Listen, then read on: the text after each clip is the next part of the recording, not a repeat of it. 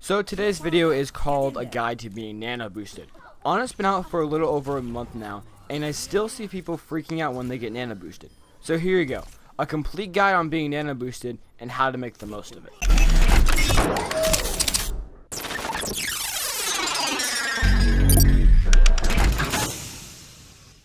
If you're a tank, don't die. If you're an offensive hero, take them down with you. This is really easy to explain. What happens is Ana will boost a tank. Let's say she boosts Reinhardt. Reinhardt then proceeds to start swinging his hammer at everyone in his area. Then, when they're all dead, he runs off to get more kills. The problem here is, one, Ana could not heal you when you run off because she requires a line of sight to heal.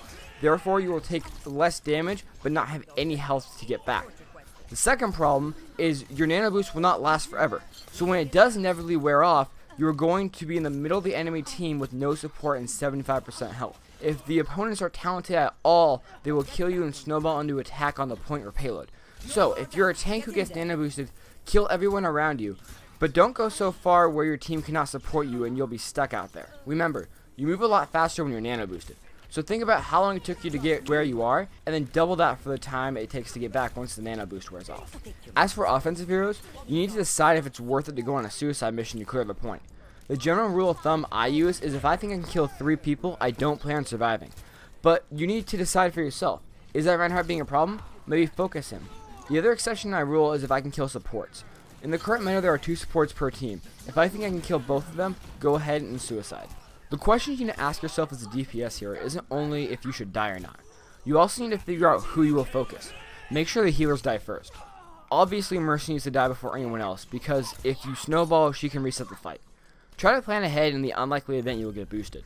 Watch the chat and wait for Ana to tell you her ultimate is close or ready and start planning your moves in the event she boosts you. You will never disappoint her. No matter who you are playing, you need to not focus on making Ana proud. Her ult happens 3 to 4 times a game, so there's no need to freak out and carry the weight of the game on your shoulders. You will never disappoint Ana. She gave you the nano boost because she thinks you could do good with it. If you really want to assign blame, you could blame her for making a bad choice. But don't blame yourself because you only got 2 kills or you only got a kill. Even if you immediately jumped off the map, it's not that bad. Just respawn and start fighting again. She'll have another ult and maybe you'll get a second chance. Ana's ultimate is not built to be game changing. It's meant to help the game changing plays. It's meant to snowball into an attack. It's meant to initiate a push. So don't feel like if you don't get a team wipe, you're not good enough and you need to go play Team Fortress. Nano boost can be used defensively. On the side of Ana, you know, the person shooting the nano boost, remember, it can be used defensively and not just for a push. I'll give you an example. You and Roadhog are the only ones alive after a Reaper ult wiped your entire team. The enemy team is running onto the last point in Volskaya Industries. You know all you have to do is stall until your team responds. You boost the Roadhog that proceeds to jump around the point and shoots the supports on the point. By the time your nano boost wears off, your team is back. Ryan ults and kills the entire enemy team, the game ends, you become victorious. You may not have gotten play of the game, but you saved that match by using a defensive nano boost. The idea here is to show that the nano boost can be used both ways, to take and contest a point. Also in the defensive category, you can nano boost someone that has less than half health. When you're playing Ana, you're playing a healer obviously, and as a healer you have one job, to keep everyone alive. So if you nano boost someone that has half health, the enemy team will probably back up a bit and give you a little room to heal everyone and get them back into fighting shape. It might not be the best way to nano boost, but it does work well and you can save a point or dispense a team fight when you're losing. Nano boosting is line of sight. If you get boosted and you're a hero that usually doesn't get boosted, it's because Ana needs you to push the point and you're the only hero in her line of sight. If so, use this. Make the most of it, because odds are you're doing the work a tank is supposed to do. If you're a soldier, start popping heads. If you're a Reaper, show them the shotgun shells up close. Try to do the best you can with this situation. On the other hand, if you're someone who should get boosted and never does, it's because you're not in her line of sight. Step out and wait to get shot in the arm.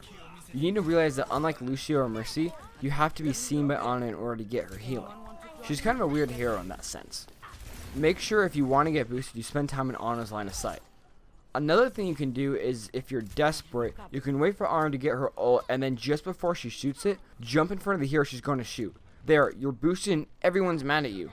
You're welcome. It's crazy how many times people do this to me, but if you're really that desperate, go ahead. Last point. Ana is always proud. This is going to sound weird, but no matter what happens when you're glowing blue, you are going to be okay, and I applaud you. You make me proud. No matter what you do during this boosted period, whether you get 0 kills or a team kill, you make me proud. Why? Because as weird as it sounds, for the person playing Ana, a nano boost isn't that big of a deal. That's why when being nano boosted, it's mostly up to you on the decisions you make and what you do. Because at the end of the day, Ana has no control about how you use her boost. So don't feel bad if the kill feed says you did nothing. Ana is proud.